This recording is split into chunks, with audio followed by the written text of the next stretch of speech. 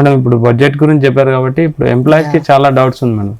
Old tax regime and new tax regime దాని నుంచి కొంచెం క్లారిటీ ఇస్తారా?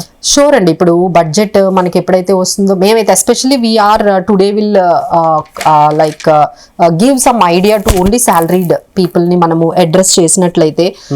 సో ఇప్పుడైతే ఒకవైపు ఇన్ఫ్లేషన్ తోని చాలా బాధపడుతున్నారు, అన్ని రేట్లు పెరిగాయి.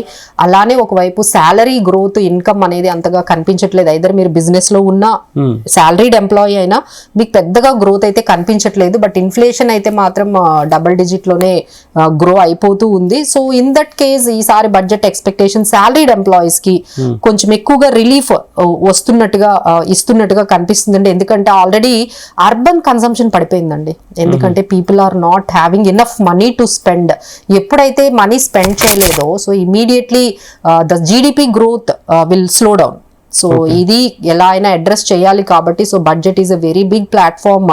సో ఈ ప్లాట్ఫామ్ ద్వారా వాళ్ళు ఏమైనా న్యూ ట్యాక్స్ రిజిమ్ ద్వారా up to 10 lakhs per annum ఎవరెవరికైతే 10 lakhs బిలో ఇన్కమ్ ఉందో వాళ్ళకి ఏమైనా కంప్లీట్ ఎగ్జంప్షన్ ఏమైనా ఇస్తుందా అని ఒకవైపు అయితే బిగ్గెస్ట్ మనకి ఎక్స్పెక్టేషన్ అయితే బడ్జెట్ లో ఉందండి. So we are expecting lot of modification. Finally government wanted to scrap the old tax regime and new tax regime మాత్రమే ఉండేటట్టు. అంటే వాళ్ళు స్క్రాప్ చేయరు, but right now already 75% people have converted new tax regime లో convert అయిపోయారు. ఎందుకంటే year on year అంటే అది 2020లో వచ్చిందండి న్యూ ట్యాక్స్ రిజిమ్. అప్పుడు ఎవరు కన్వర్ట్ అవ్వలేదు, ఒక 10% పీపుల్ కన్వర్ట్ అయ్యారు. బట్ ఎవ్రీ ఇయర్ ఏం చేశారంటే న్యూ ట్యాక్స్ రిజిమ్ ని చాలా అట్రాక్టివ్ గా చేశారు. So that you and me every one will convert. New tax old tax ఏమైనా ఎగ్జామ్షన్స్ ఉంటాయా మేడం? డెఫినెట్లీ అండి. ఇప్పుడు ఓల్డ్ ట్యాక్స్ రిజిమ్ ఉందనుకోండి, మీకు అందులో ఏటీసీ తీసుకోవచ్చు, 80D తీసుకోవచ్చు. తర్వాత మీరు హోమ్ లోన్ తీసుకున్నారంటే సెక్షన్ 24B ప్రకారం ఇంట్రెస్ట్ రేట్ ఎగ్జామ్షన్ తీసుకోవచ్చు. ఇలా చాలా మీకు ఎగ్జామ్షన్స్ చూపించుకుంటాం మనం. అలా అని న్యూ ట్యాక్స్ రిజిమ్ లో ఆ ఎగ్జామ్షన్స్ ఏమి తీసుకోవడానికి లేదు. Okay, so but what is the difference అంటే మీకు ఓల్డ్ ట్యాక్స్ రిజిమ్ లో స్లాబ్ రేట్స్ ఏవైతే ఉన్నాయో హై ఉంటాయి. ఓల్డ్ ట్యాక్స్ రిజిమ్ లో ఎగ్జంప్షన్స్ తీసేశారు, బట్ ట్యాక్స్ స్లాబ్ రేట్స్ తగ్గించారు.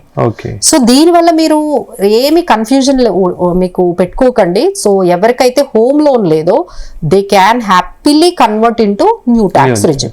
ఎవరికైతే హోమ్ లోన్ ఉందో ఒక్కసారి old tax regime new tax regime పక్కన పెట్టుకొని క్యాలిక్యులేట్ చేసుకోండి. ఏదైతే బెనిఫిషియల్ గా ఉంటుందో అది సెలెక్ట్ చేసుకోండి.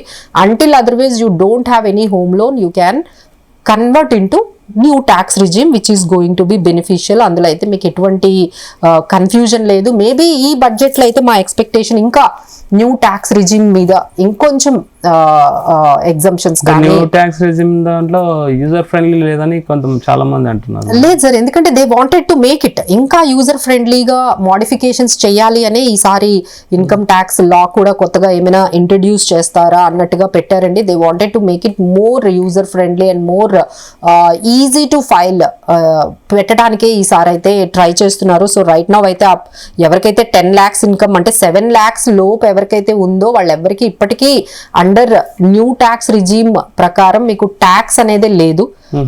బట్ ఎవరికైతే 7 lakhs 8 lakhs అంటే ఇప్పుడు 8 అంటే 7 వరకు లేదండి. 7 కన్నా మీకు ఎక్కువగా మీకు ఇన్కమ్ ఉన్నట్లయితే definitely you come under this 0 to 3 lakhs 0%, 3 to 7 lakhs 5%, 7 lakh to 10 lakh 10%, 10 to 12 lakhs 15%, 12 lakh to 15 20%, above 15 lakh అయితే 30%. These are the slab rates they have given under new tax regime.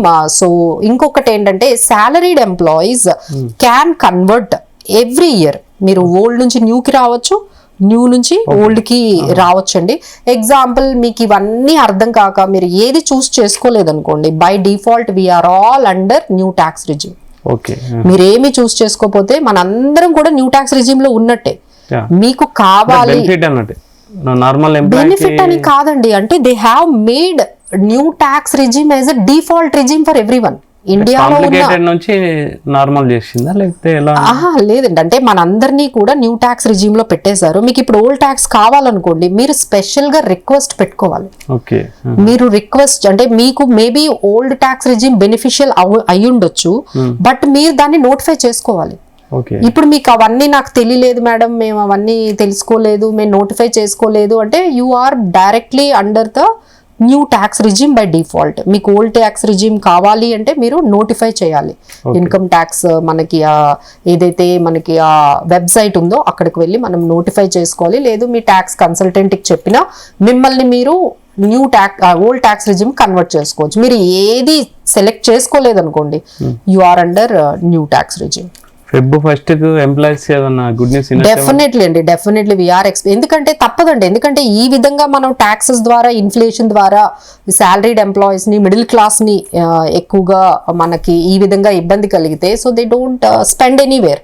వాళ్ళ spending capacity లేదు, saving capacity లేదంటే ఏం జరుగుతుంది? Economy అనేది drop అయిపోతుంది. GDP అనేది ఇప్పుడు ఆల్రెడీ మనము 8.2% వరకు పెట్టుకున్నాము, ఇప్పుడు అది 6.5% కూడా రీచ్ అవ్వలేకపోతున్నాం. So already it is showing the slow down in the GDP. So అది కన్సర్న్ ఉంది కాబట్టి మనకి డెఫినెట్లీ ఈ సాలరీడ్ ఎంప్లాయీస్ ఎస్పెషల్లీ ఈసారి ఎట్లా ఉందంటేనండి, అర్బన్ కన్సంప్షన్ తగ్గింది, రూరల్ కన్సంప్షన్ పెరిగింది.